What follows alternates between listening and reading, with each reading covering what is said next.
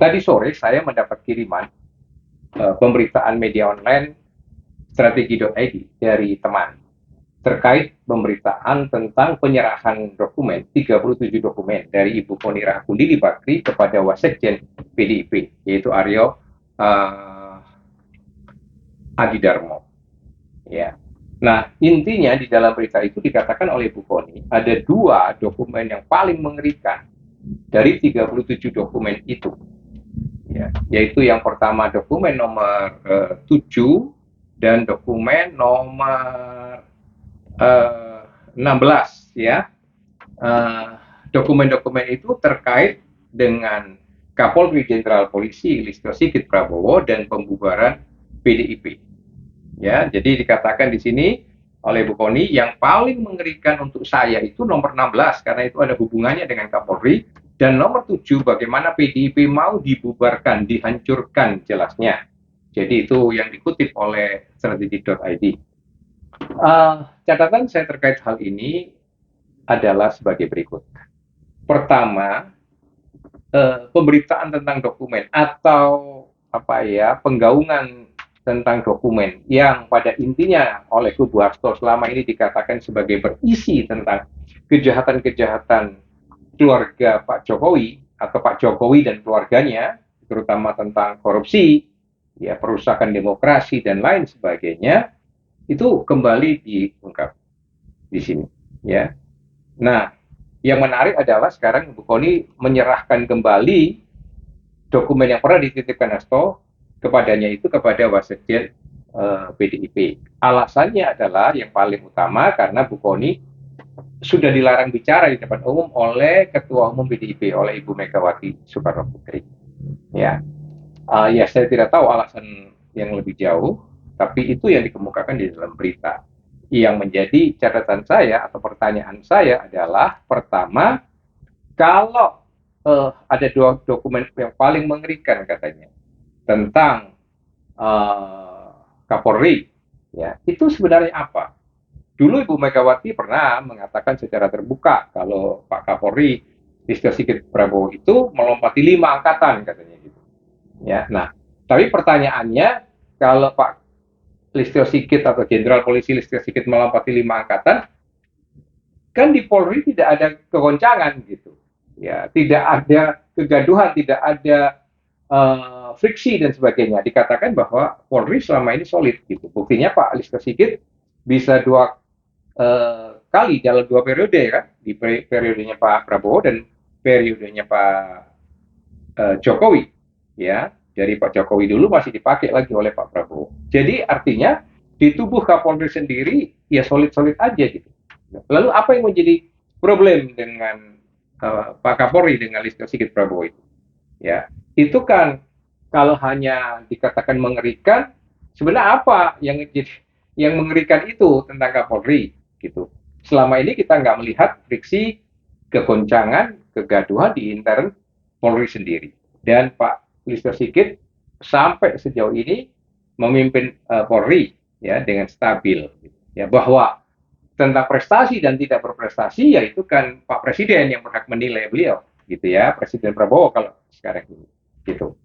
Nah, jadi sebenarnya itu jangan hanya dijadikan rumors, jangan dijadikan isu saja, tapi harusnya kalau PDIP itu konsekuen, buka gitu. Jangan hanya dijadikan isu. Apa yang menjadi problem dengan Pak Kapolri Listio Sigit Prabowo itu? Apakah itu problem yang membahayakan untuk Polri, membahayakan untuk negara, ya membahayakan untuk pemerintahan, atau apa sebenarnya isu terkait Kapolri Listio Sigit Prabowo itu? Itu yang pertama. Yang kedua dikatakan pembubaran, ya penghancuran PDIP. Siapa yang mau membubarkan dan siapa yang mau menghancurkan PDIP? Kalau PDIP sampai saat ini toh masih solid dan memang bahwa suaranya merosot meskipun dikatakan bahwa beliau ada partai ini masih menjadi pemenang pileg gitu ya, masih punya kursi banyak di DPR RI, ya tetapi bagaimanapun kan suaranya terus merosot. Dan kita tahu bahwa memang beberapa kader sudah nggak solid gitu, ya mulai dari siapa Budiman Sujatmiko sudah keluar dari PDIP melompat mendukung Pak Prabowo, lalu FED Sibolon juga tidak lagi di dalam PDIP, kemudian siapa lagi, ya. Uh, saya tidak tahu nanti Bambang Pacul itu bagaimana suaranya, apakah berpihak kepada Pak Jokowi atau tidak, ya. Bahkan kalau kita mau perhatikan, Puan Maharani sendiri kan tidak cukup solid di dalam mendukung PDIP, karena misalnya beberapa petunjuknya dari mulut beliau sendiri terus-menerus mendesak agar kubu Hasto itu sudahlah mengakhiri konflik dengan Pak Jokowi, katanya begitu, ya kan? Padahal kalau kita lihat Hasto, Deddy Sitorus, Adiana Pitupulu, mungkin lain-lain itu on fire memerangi Pak Jokowi. Tapi sebaliknya suaranya Puan kan kontradiksi gitu, ya, meminta mereka menghentikan konflik-konflik itu. Walaupun Hasto sendiri sudah ditahan KPK dan sekarang sudah menjadi tersangka atau terdakwa, ya, di pengadilan gitu. Tapi Puan tidak pernah mengucapkan satu kata pun yang bernada simpatik kepada Hasto, misalnya seperti itu. Jadi kalau dikatakan penghancuran, siapa yang menghancurkan? Itu memang dari dalam sendiri retak, ya, rapuh, atau ada pihak luar gitu. Ya itu lagi-lagi isu yang hanya membuat teka-teki, membuat satu pergunjingan di masyarakat yang tidak baik secara untuk edukasi politik gitu. Mestinya dibuka saja kalau PDIP itu memang konsisten, konsekuen gitu, ya, dibuka. Nunggu apa sih kalau memang dokumen itu berbahaya? Nunggu apa? Ya, nanti kalau Pak Prabowo itu masih memerintah terus, ya makin lama lagi. Kalau mungkin pertimbangannya, oh ini rezimnya masih Pak Prabowo karena Pak Prabowo masih begitu kuat hubungannya dengan Pak Jokowi, jadi kalau dibuka nggak mungkin efektif. Ya, mau nunggu sampai kapan? Kalau misalnya Pak Prabowo 2 periode, berarti menunggu 10 tahun. Kalau enggak, misalnya diteruskan oleh siapa? Oleh Gibran, ya lagi-lagi juga memperpanjang waktu. Lalu semakin memperpanjang waktu, pertanyaannya apakah semakin baik atau semakin buruk gitu. Ya, itu kan menjadi hal-hal semacam ini tidak baik untuk pendidikan politik buat masyarakat. Ya.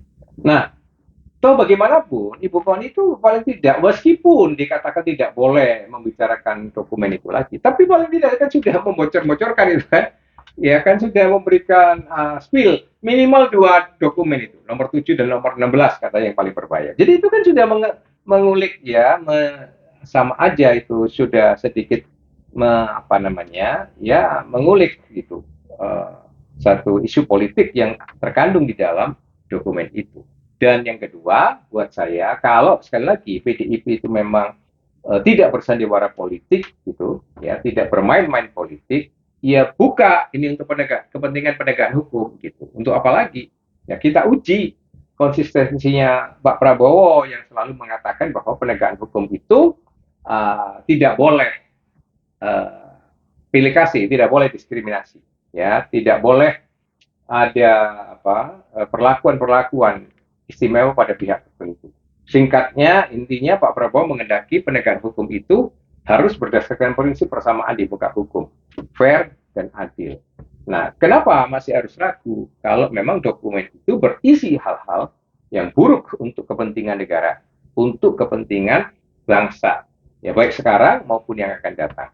Jadi, menurut saya, toh Hasto itu sudah menjadi terdakwa, sudah ditahan sekarang, ya. Dan kalau PDIP itu memang berniat, beritikat baik untuk melakukan pendidikan politik di dalam hal ini, di dalam rangka penegakan hukum, ya janganlah terus-menerus sekedar melontarkan isu, mengilik-ilik, membuat rumus-rumus politik semacam ini. Buka saja dan fair aja. Kalau memang banyak tokoh PDIP dulu juga terlibat, ya kan, korupsi selama pemerintahan Pak Jokowi di periode pertama misalnya, ya serahkan aja lah ini orang-orang PDIP yang buruk, yang ikut korupsi dulu. Buka. Nah, di sisi yang lain, oh ini jahatnya Pak Jokowi, korupsinya Pak Jokowi, keluarganya, ya. Oh ini jahatnya Pak Listio Sigit dan sebagainya. Dibuka supaya bangsa dan negara ini tahu gitu loh. Dan jangan dibuat sandiwara politik, dibuat isu, dibuat rumor belaka. Sekali lagi, itu hal-hal yang kontraproduktif dan tidak baik untuk pendidikan politik buat masyarakat.